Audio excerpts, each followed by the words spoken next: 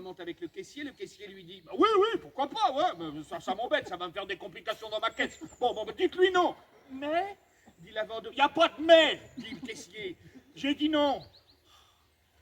On n'échange pas, dit la vendeuse. Mais, dit-il, il n'y a pas de mais, dit la vendeuse. On n'échange pas. mais je l'ai acheté il y a une demi-heure. Insiste-t-il. Mais j'ai même pas essayé, l'autre vendeuse, pourriez-vous le dire où elle est, l'autre vendeuse? Une grande blonde aux yeux noirs avec un pull noir et une jupe blanche vague. Janine. Bah Janine, où elle est, Janine? Elle est partie déjeuner.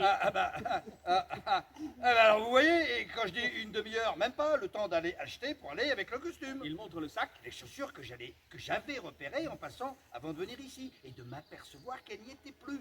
J'ai d'ailleurs cru que je m'étais trompé de magasin, mais non, c'était bien le bon. Bon, j'ai reconnu la caissière, une belle rousse aux yeux verts, vraie ou fausse, enfin bref, le temps de choisir une autre paire qui me plaisait bien, mais n'allait pas du tout avec ce costume-ci. Il montre le sac. Que j'avais choisi avec Janine. Ben, vous m'avez bien dit qu'elle s'appelait Janine, et qui irait mieux avec ce costume-là. Il montre le costume pendu au sein. Qui me plaît davantage, et irait mieux pour le concert, je trouve. Un peu plus cher, je sais. Mais comme les chaussures que j'ai prises, finalement, sont moins chères que celles que je voulais, je peux payer la différence.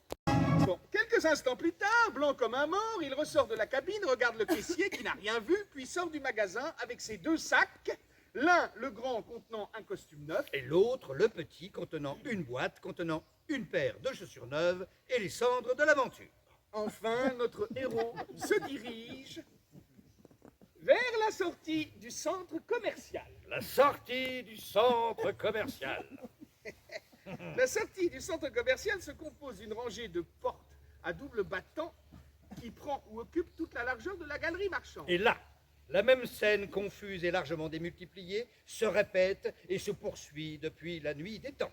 Même petite mésentente ou malentendu qui se reproduit un bon millier de fois par minute. La première personne sortante tient la porte. La seconde ne la prend pas, pousse l'autre battant qu'elle devait normalement tirer. La troisième qui arrive l'évite de justesse. C'est la quatrième qu'il prend dans le nez en voulant éviter le premier bâton de retour. Dont une cinquième qui entre profite en tenant le second battant. Pour une sixième qui sort et ne le prend pas. Aïe! Mais prend dans l'épaule le premier battant de retour. À propos de bâton Battant et de retour, Retour. il se dit qu'il en faudrait être un sacré, Battant à l'âge qu'il a, Retour. pour supporter la vie qu'il mène. J'ai l'âge de tirer des conclusions. Dit-il, battant, Je serai toujours plus bête qu'un autre et plus malheureux que n'importe qui. retour. Avant que je n'en finisse, Battant. que tout cela ne finisse, Retour. j'espère que mon petit malheur Battant. fera le bonheur de quelques-uns. Retour. Sur ça, il rentre chez lui.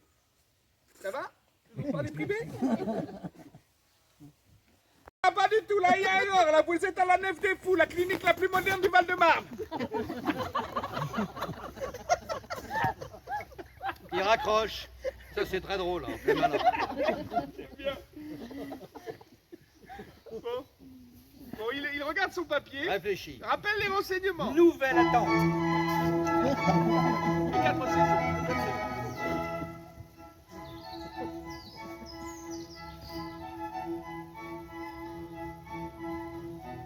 En attendant, il pense qu'il s'est trompé en notant le numéro.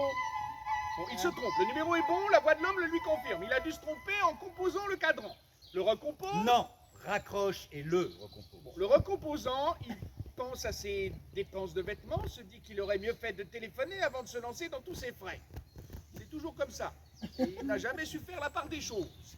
Il donne de l'importance à ce qu'il n'en a pas du tout et très peu à ce qu'il y en a. Mais si tout était loué. Se dit-il, il ne sait plus où il en est, il raccroche et recommence. Allô, bonjour monsieur. Pardon, bonjour madame. Je suis bien au 04 36 83 23 22. Oui, le théâtre musical, j'écoute, dit la dame du théâtre musical en l'écoutant. Je voudrais louer une place pour le concert de vendredi soir. Vous savez, celui où on doit jouer le concerto. C'est bien vendredi soir. On ne loue pas par téléphone, dit la dame. Ah bon? Il faut vous déplacer, dit la dame. J'arrive. Trop tard, dit la dame. Venez demain matin, Je serai là à la première heure. pas avant 10 heures, dit la dame. Bon alors, très bien, je serai là à 10h. Mais dites-moi, pendant que je vous tiens, enfin je veux dire pendant que j'y suis, que je suis là, enfin que je vous ai au téléphone là, il vous reste encore de la place? Pour quand? Mozart, Je ne demande pas pour qui, je demande pour quand. vendredi soir. Presque plus. Ah merde! Comment? Non, rien.